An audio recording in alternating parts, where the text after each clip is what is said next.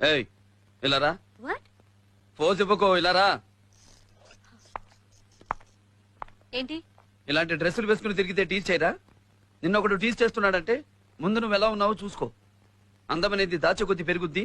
పల్నాడులో పుట్టిన నిజమైన మగాడు వృద్ధుల జోలికి, ఆడవాళ్ళ జోలికి, పసిపిల్లల జోలికి వెళ్ళరు. అందుకే నేను వదిలేస్తున్నా.